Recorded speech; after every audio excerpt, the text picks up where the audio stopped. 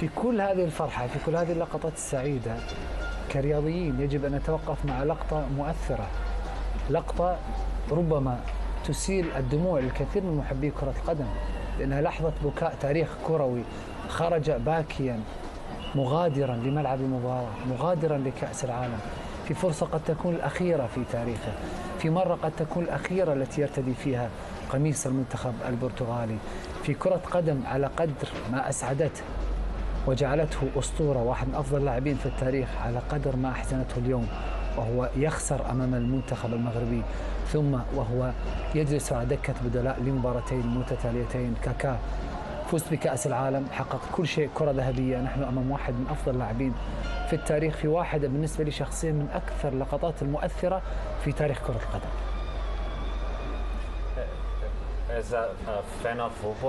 كمحب لكرة قدم هذا مؤلم، من المؤلم أن نرى صورة مثل هذا، لأننا نعرف بأنها كانت كأس العالم الأخيرة له.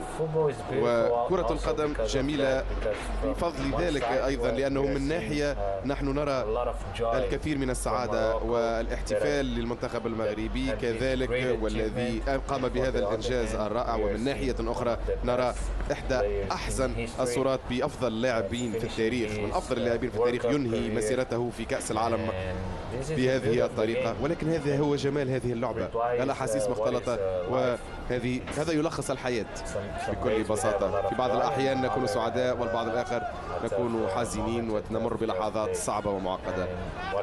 ولكن ما يمكن أن أقوله عن كريستيانو هو أنه كان لاعبا رائع، أحد أفضل اللاعبين في العالم. الكثير من الناس، كثير من الجماهير يحبونه، والكثير متألمون الآن أيضا بسبب هذه الصورة، ولكن يبقى رغم ذلك أحد أفضل اللاعبين الذين رأيناهم يلعبون.